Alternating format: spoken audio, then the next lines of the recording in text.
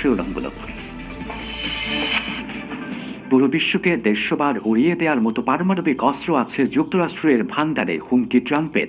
৩ দশক পর পারমাণবিক পরীক্ষা চালানোর পক্ষে মার্কিন প্রেসিডেন্ট। সুদানের সংকট সমাধানে আমিরাতের মধ্যস্থতা মানবে না খার্তুম। আরএসএফকে সন্ত্রাসী সংগঠন ঘোষণায় আন্তর্জাতিক সম্প্রদায়ের প্রতি আহ্বান।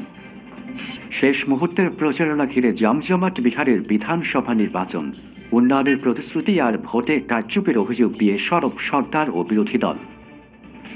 পুরো বিশ্বকে ১৫০ বার উড়িয়ে দেওয়ার মতো পারমাণবিক অস্ত্র আছে যুক্তরাষ্ট্রের ভান্ডারে, এমন মন্তব্য করেছেন মার্কিন প্রেসিডেন্ট ডোনাল্ড ট্রাম্প।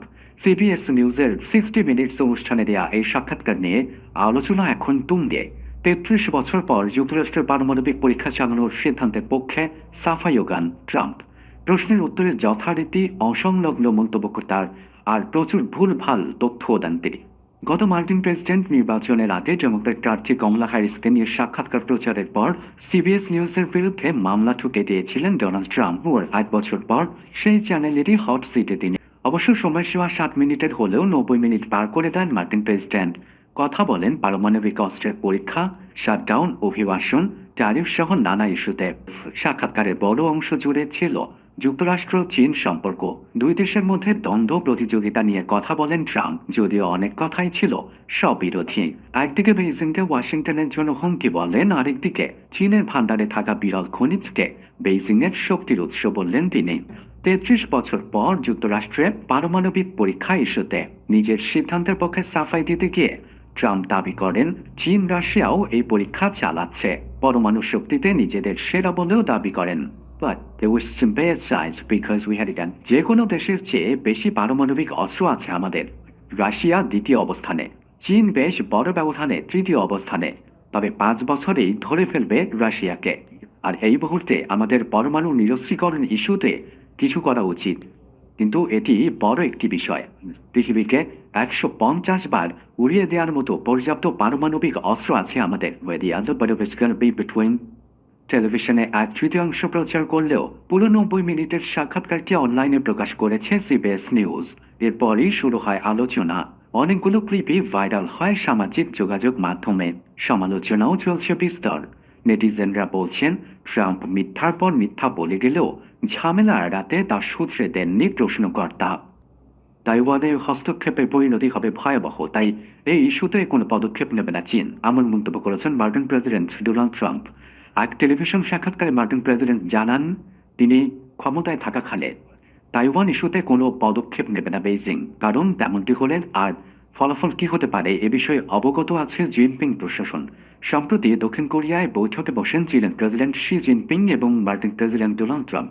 সেখানে বিবাদমান নানা ইস্যুতে আলোচনা হয় দুই নেতার মধ্যে। এর মধ্যে অন্যতম ছিল তাইওয়ান ইস্যু। দীর্ঘদিন ধরেই অঞ্চলটি নিয়ে উত্তেজনা চলছে। তাইওয়ানকে নিজেদের ভূখণ্ড বলে দাবি করে বেইজিং। সুদানে চলমান সংকট সমাধানে মধ্যস্থতাকারী হিসেবে আরব আমিরাতকে মেনে নেবে না খার্তুম স্পষ্ট জানিয়ে দিয়েছেন দেশটির শীর্ষ কূটনীতিক ইমাদুদ্দিন মুস্তাফা আদওয়ারি। আরএসএফকে সন্ত্রাসী সংগঠন হিসেবে ঘোষণার জন্য আন্তর্জাতিক সম্প্রদায়ের প্রতি আহ্বান জানান তিনি। আধা সামরিক বাহিনীটির সাথে খার্তুম প্রশাসন কোনো ধরনের আলোচনায় বসবে না বলেও সাফ জানিয়ে দেন আদাউই। অন্যদিকে চরম মানবিক সংকটের মাঝে প্রাণ বাঁচাতে দারফুর ও কর্দোফান ছেড়ে পালাচ্ছে হাজার হাজার মানুষ। যে সংযুক্ত আরব আমিরাতের বিরুদ্ধে উঠেছে সুদানে গণহত্যা ও যুদ্ধাপরাধে সম্পৃক্ততার অভিযোগ, সেই দেশই আবার রয়েছে দেশটির শান্তি আলোচনার মধ্যস্থতাকারী হিসেবে। সুদানে রাজনৈতিক সমাধানে পৌঁছানোর লক্ষ্য নিয়ে গেল সেপ্টেম্বরে যুক্তরাষ্ট্রের নেতৃত্বে গঠিত কোয়ার্টেট জোটের সদস্য আমিরাতের পাশাপাশি রয়েছে মিশর ও সৌদি আরব। তবে মধ্যস্থতাকারীর ভূমিকায় আবুধাবি থাকলে জোটটির উদ্যোগে কোনো ধরনের আলোচনায় অংশ নেবে না সুদান। জোর গলায় কথা জানিয়েছেন মিশরে নিযুক্ত সুদানের রাষ্ট্রদূত ইমাদুদ্দিন মুস্তাফা আদাউই। দেশটির বিরুদ্ধে প্যারামিলিটারি বাহিনী আরএসএফকে আর্থিক ও অস্ত্র সহায়তা দেওয়ার অভিযোগও তোলেন তিনি। যতক্ষণ সংযুক্ত আরব আমিরাত মধ্যস্থতাকারীর ভূমিকায় রয়েছে, আমরা জোটের উদ্যোগে কোনো ধরনের আলোচনায় অংশ নেব না। আবুধাবি চাইলে তাদের আসল অবস্থান পরিষ্কার করতে পারে, কিন্তু আমরা তাদেরকে নিরপেক্ষ মধ্যস্থতাকারী হিসেবে ভরসা করছি না। আরএসএফের বিরুদ্ধে বেসামরিক নাগরিকদের উপর যুদ্ধাপরাধ ও গণহত্যা চালানোর অভিযোগ তোলেন আদাউই। এমন পরিস্থিতিতে কেবল নিন্দা না জানিয়ে আন্তর্জাতিক সম্প্রদায়ের প্রতি কার্যকর ব্যবস্থা নেয়ার আহ্বান জানান তিনি। আন্তর্জাতিক মানদণ্ড অনুযায়ী আরএসএফকে একটি সন্ত্রাসী সংগঠন হিসেবে ঘোষণার দাবিও তোলেন সুদানের এই শীর্ষ কূটনীতিক।